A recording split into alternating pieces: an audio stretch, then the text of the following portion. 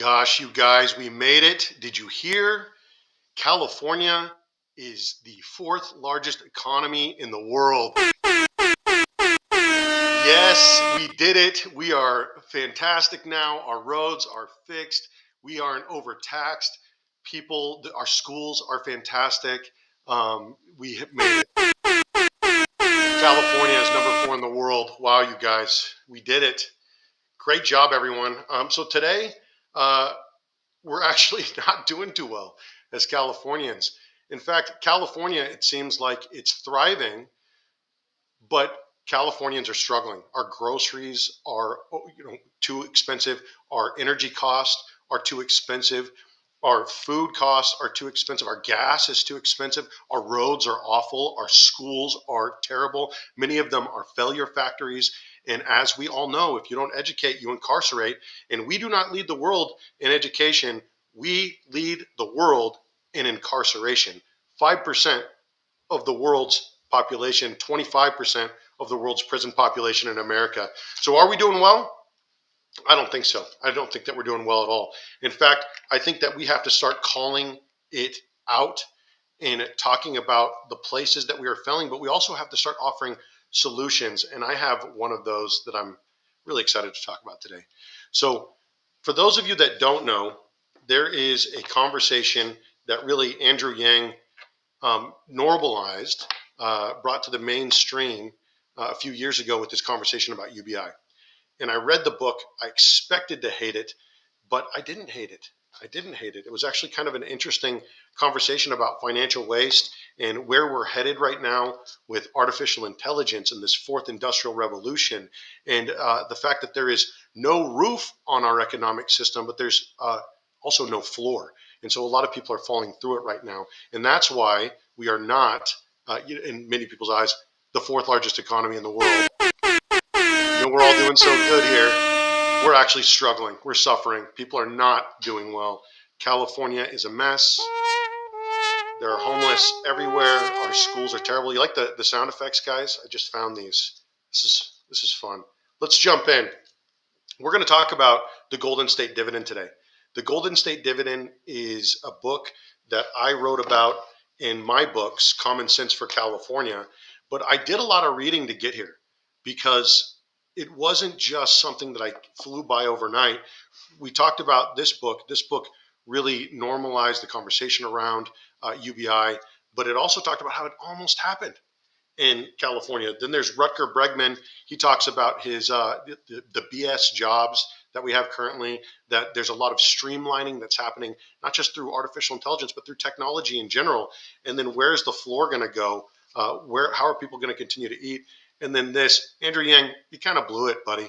You were doing a great job, and then you just kind of became a sellout to the Democratic Party and the media machine while they were actively smearing you, leaving you off of graphics, leaving you off of polling, not giving you time to talk about in your debate. So I brought it all around forward to Common Sense for California. And now look at this. This war is a racket. We've always overspent on these things. And we're going to talk about that in a while. I'm going to break it down exactly how much we're spending on defense versus how much would go back to you. We're going to talk about the California budget, how much we spend on California annually versus how much could go back to you. We're going to talk about the federal government, how much we spend annually versus how much could go back to you. So there's a lot where a dividend could come from. And so where do we see dividends successfully right now? Well, we see them in Saudi Arabia based on an oil dividend, Alaska based on an oil dividend, and then a lot of native tribes throughout the United States based on their casino revenue. And so this idea is not so bizarre that it couldn't happen. In fact, I think Republicans passed it in the House, but then it was rejected in the Senate because they thought that their bill would go higher. And I was looking for which one of these several books that came out of this morning, but I couldn't find which one. So as we step into this fourth industrial revolution where artificial intelligence is going to be replacing not just a lot of trucker jobs, which, trucking is the largest industry in a lot of different states, but also it's going to be replacing teachers. and it's going to be replacing medical professionals, and it should be replacing a lot of the administrative and bureaucratic redundancies that we have right now in government. And that's not just AI, that's tech. We should have an app for that. As there's another book that I've read back there called Citizenville, written by Governor Newsom. We should have an app for that. Things should be more streamlined, especially in the city that leads in technology and innovation throughout the world. So it's not just BS jobs, as Rucker Bregman writes in Utopia for Realists. It's not just these, um, you know, BS, or not just these BS jobs, but it's a lot of jobs that are extraordinarily important to the economy here in California. And a lot of people are going to find themselves unemployed or underemployed. Just look at what's happening in the fast food industry. So there's a lot of people that are going to find themselves out of work. And we're going to have to start looking at what life looks like in that fourth industrial revolution world, after that fourth turning, after we start to realize that our best and highest use of our time is not the amount of figuring out how much capital we could get as a return on investment for our time. We're going to have to start striving for something better. Now, in the past, we've seen this almost passed in the House, and then almost the Senate, and then under Nixon. And then we also saw the freedom dividend get brought up because people were aware of how much war was a racket and how much money was being spent in Vietnam. And we looked at how much money could be given back to people if we just stopped all that wasteful spending. But right now, there's also programs that have been implemented throughout the world, programs that have been piloted in Finland, in India, in Brazil, in Canada, and even the United States, right here in California. The Stockton mayor, who I believe was the youngest mayor in the country at that time, Michael Tubbs, who's also running for lieutenant governor as a Democrat, piloted a privately funded program called the Stockton Demonstration. And you can find more information about it there. But there's a sort of a misconceived notion that money directly in the hands of people is not going to be spent as well as money in the hands of the government. And in fact, I beg to differ. In that demonstration, they saw that about 40% of the money that was given to people, $500 a month, in a lottery-based system, 40% was spent on food. 10% was spent on utilities, and less than 1% was spent on drugs and alcohol. It's California after all. 1% I think is acceptable. But we look around at that demonstration, and I look at UBI in general, and I think UBI, while well principled and a good idea, it is a failure. And why is it ultimately a failure? It is a failure because the number is not based on anything. The number is arbitrary. Well, whenever they ask Andrew Yang, how much money would you give people a month? $1,000 a month, $2,000 a month. There's a big difference between that. $1,000 a month, $2,000 a month. What needs to happen is you need to have a monthly dividend based on the previous quarter's gross domestic product, not just how much money is in your budget, but how much are you saving? As we saw during the Doge check situation, we saw so much money being cut in revenues. In fact, the budget still went up, but we saw so much money being cut through Doge that people were talking about, and then President Trump even talked about getting that money back to people in the form of a Doge check, $5,000. And I was thinking, no, don't do it, don't do it. And in fact, I'm glad that they didn't do it, because I would rather them cut the deficit entirely, get to a surplus. And then when you are operating in a surplus, refund that money back to people. Send it back out in stimulus checks. Send it out in the form of a dividend, because that is what successful businesses do. Cut the deficit, get to a surplus, issue a dividend. That's how you take care of shareholders. And that's where we, as Californians, should be owners in this economy of the fourth largest economy in the world. Instead, we're treated like peasants. We're treated like wage slaves. It doesn't feel like we are a part of the success of the state of California. And so when you look at the amount of money, the amount of tax revenue that we're sending elsewhere, I like to compare ourselves to Saudi Arabia. We've got 40 million Californians. Saudi Arabia has 32 million Saudi Arabians. And you look at the cities in Saudi Arabia, you look at the fact that they are desalinating 6 times more water per day than is in the Colorado River. You look at the fact that we in California still have 1 million Californians going without clean drinking water. And at the end of the day, we're content with table scraps. We're treated like peasants in the fourth largest economy in the world. We're Russian serfs. We should be getting more bang for our buck. And I'm going to tell you exactly how much money we are spending right now. Let's jump into this, shall we? Right now, Californians spend more money than any other state in the country on federal income taxes. We send $234 billion per year, the most in the country, and more than New York, who sends $140 billion per year. So about $100 billion more than New York. 15% of the entire federal tax revenue comes from the state of California, 95 times more than the state of Vermont. So we contribute a great deal of money. And how much money is that exactly per capita? Well, you look at $234 billion.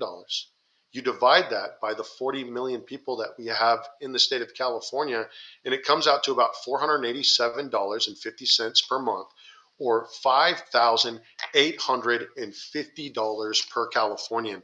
And when you look at that much money per Californian for a family of five, I wanted to do this, 5,850 times 5 equals, $29,250 annually.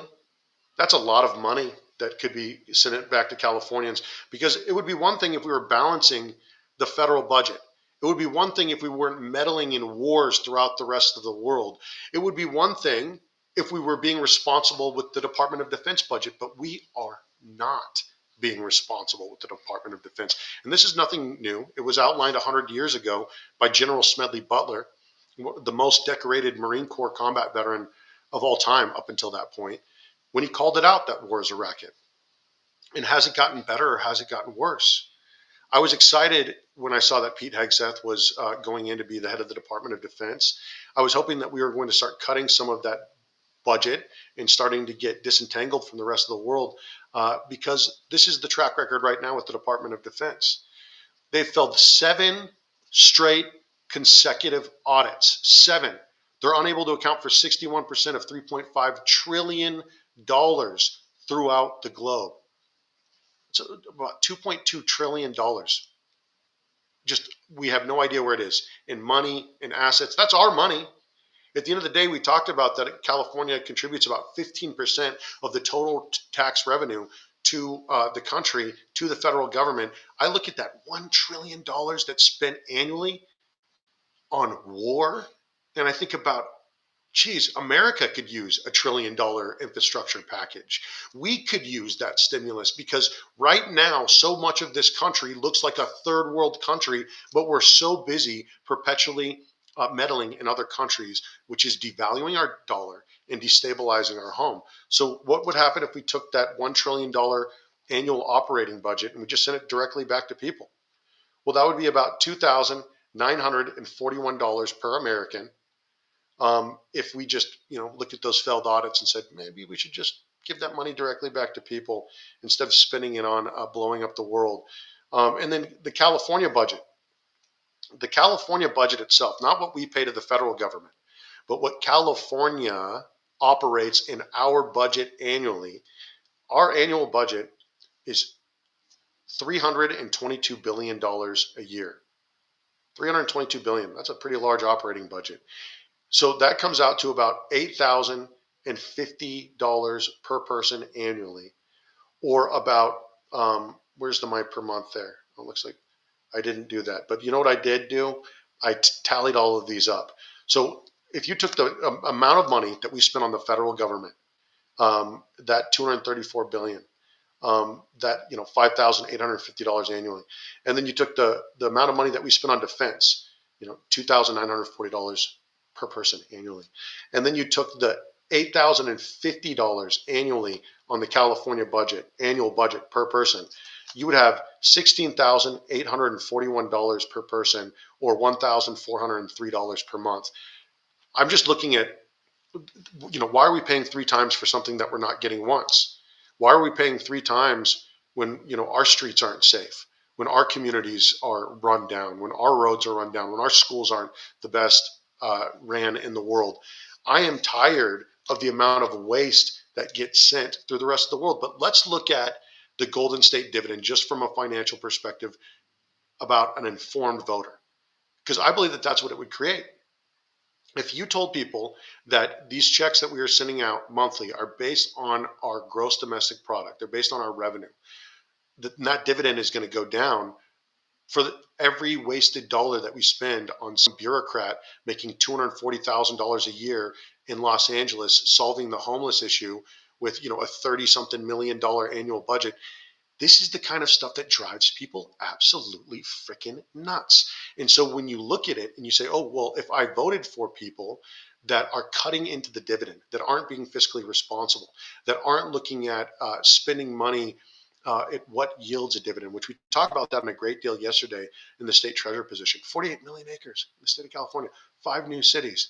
Why would we not build 5 new cities? We've got room for 800 new Sacramentos or 1,600 new San Franciscos, but just 5 new cities, new tax revenue added to our annual operating budget, creating new tax revenue where there is none, creating more housing, which makes the cost of housing go down.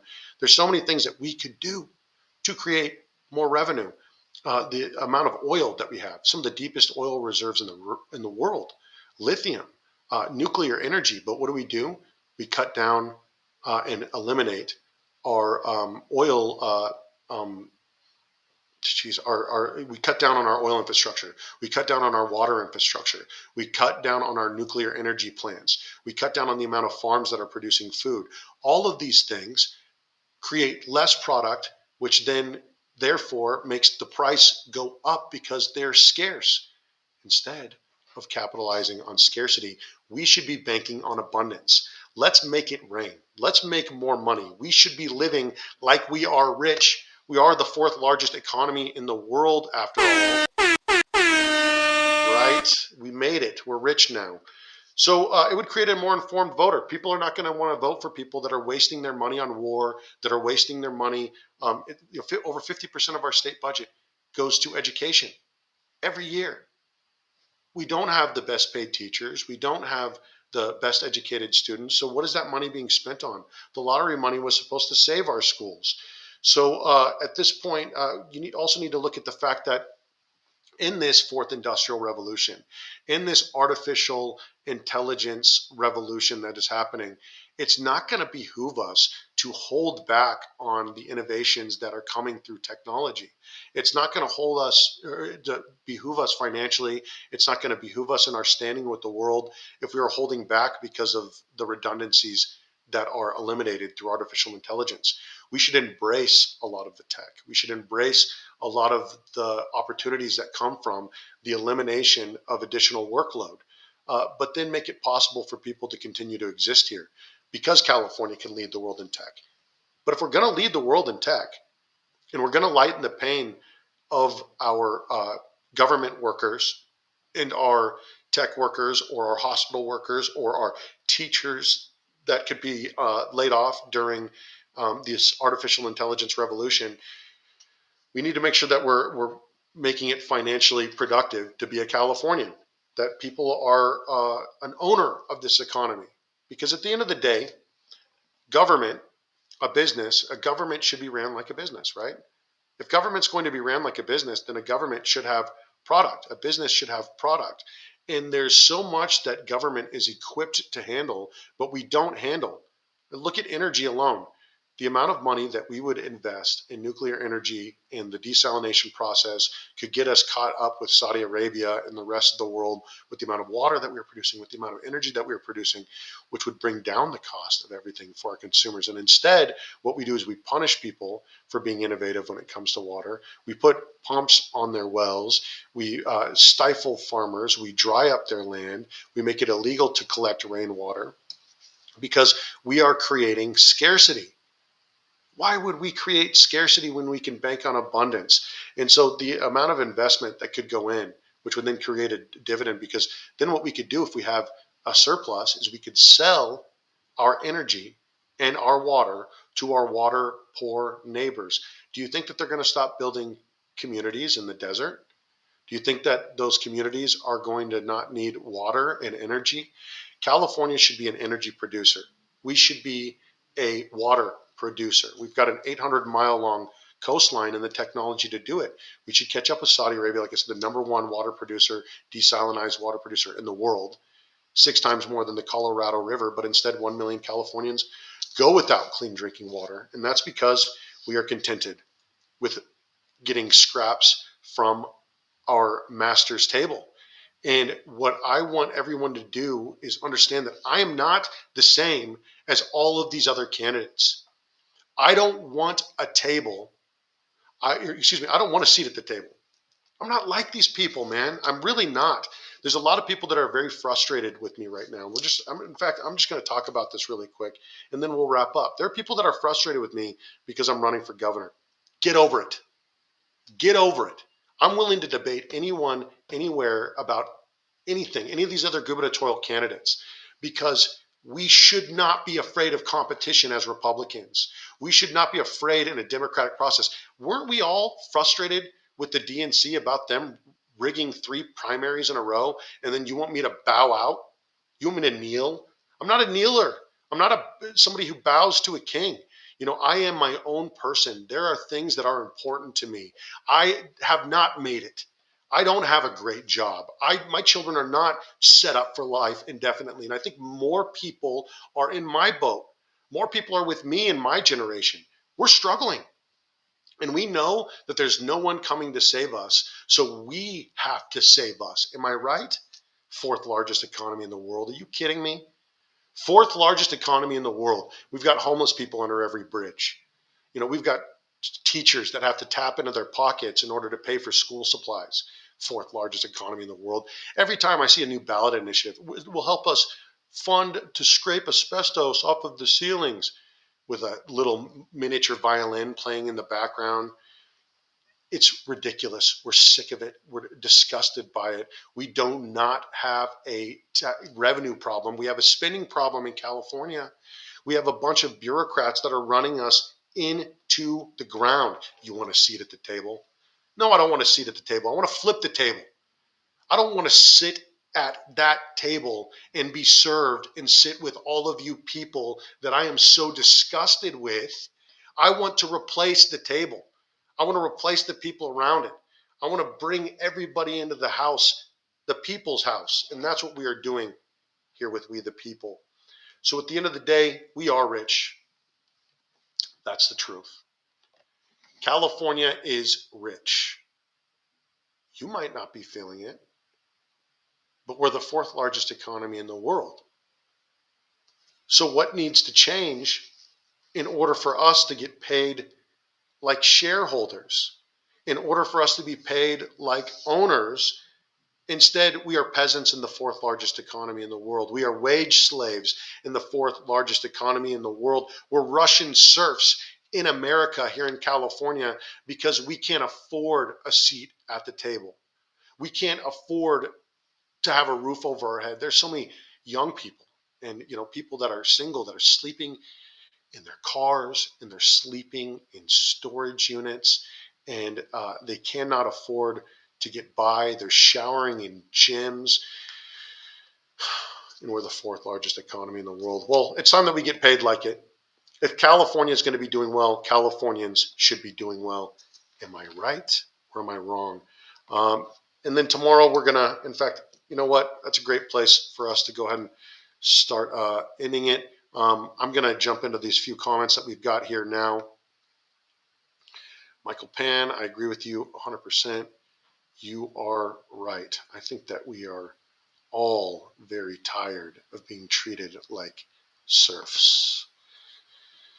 Good night. Good night. It's time to get paid. It's time to eat. Yum, yum. I think we are hungry. I think that it is time for us to get a seat at the table.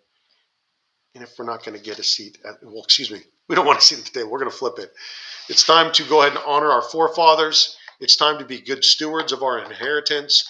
It's time that we honor people like Thomas Paine in the history books and with our actions.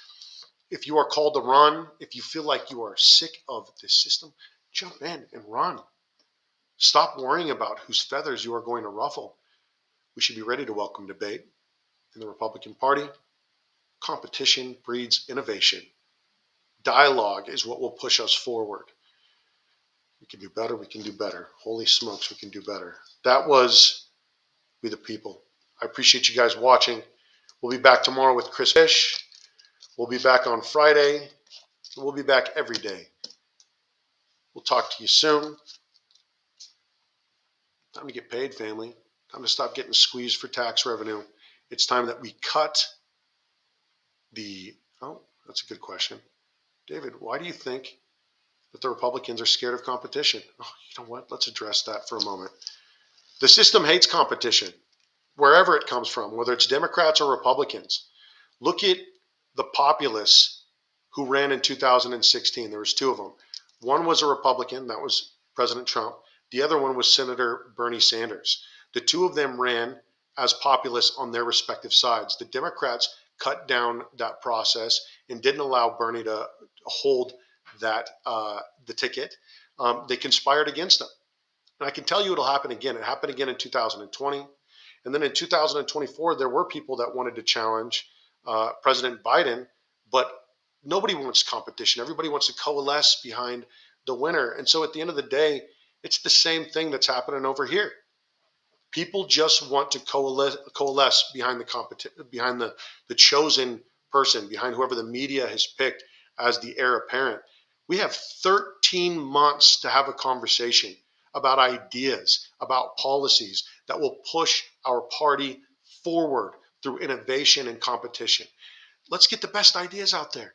And then whoever wants to take the ideas, take them. They don't belong to me. They belong to everybody.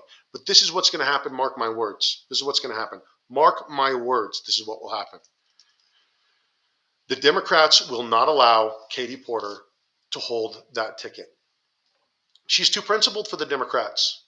Say what you want to say about Katie Porter, and we disagree fundamentally about a lot of things. But she's the one with the whiteboard, holding it up, actually showing the numbers, bringing the receipts. She's the most populist Democrat in the race right now. A lot of the rest of the Democrats are just, political oligarchs. They've been in there forever. They've been in there for 20, 30 years, just jumping around to different positions, doing the little Democratic scoot, making sure that you can keep getting paid by your government for not doing anything. So what Katie Porter does is she comes in with populist support from all over the country. That's why she raises $15, $20 donations. The people like Katie Porter because she's principled on the Democratic side of things. A lot of Republicans don't like her because, she is a true believer. She was the head of the House Progressive Caucus. She's principled. Say what you want to say. The Democrats will never let her hold the ticket. Now, I make the Republicans nervous for the same reason that Katie Porter makes the Democrats nervous. I'm principled. I genuinely believe the things that I'm saying.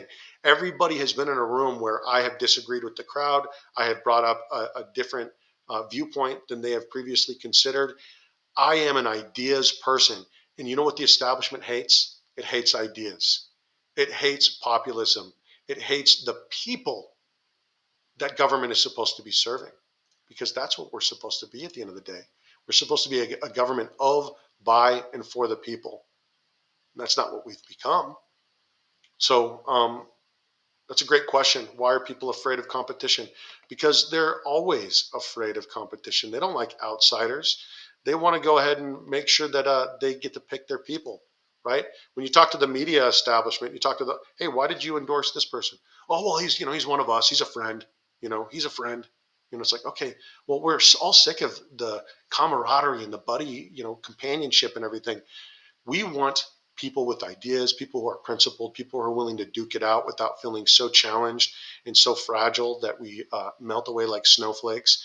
You're right that moderates are like oligarchs. I think that may have been miscommunicated. That wasn't exactly what I was saying, but I think we probably agree somewhere in there. Okay, guys, I'm going to be back tomorrow, and we're going to be back with our contract with California. The contract with California is going to be a game changer. And in fact, I've got work to do today because I've got a whole bunch of feedback from my team about what they thought about my initial contract with California, because my contract with California was 15 items long, I think, 15 items. My team got a hold of it. They added 11 additional items that they felt like needed to be in there, and they kind of cleaned it up.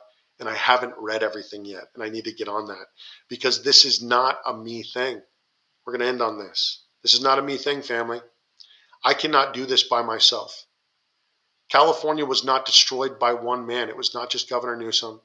It was all of the people around him. It was everyone in the Senate, everyone in the Assembly, everyone in the executive branch, the Shirley Webbers, the Fiona Maws, the Malia Cohens, the Rob Bontas, the Tony Thurmans.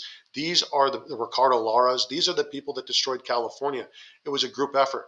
And just like it was a group effort destroying the state of California, it needs to be a group effort rebuilding the state of California. That's why I want your feedback. I want you to be on with me on Wednesday morning as we go over the contract with California. I want your feedback in the comments about what you agree with, what you disagree with, what you think needs to be added. Because you know what I know? I know you're not stupid. That's what all of the political consultants think. Tell them 3 bullet points. Give them 3 things that you really believe in, because people are stupid. People are stupid. They can't handle too much. People are not intelligent. And I disagree. I feel like we're starved of intellectualism. I feel like we are craving it. And so if you educate people on the process, you engage with them in a dialogue, the contract with California only gets better. My campaign only gets better. The Republican Party only gets better when you engage the people. Okay, right on. Contract with California tomorrow, Chris Bish on Thursday, and we'll see you guys very soon. I appreciate you watching. This is We the People. My name is David Serpa. We'll be back with you in the morning. Thanks, guys.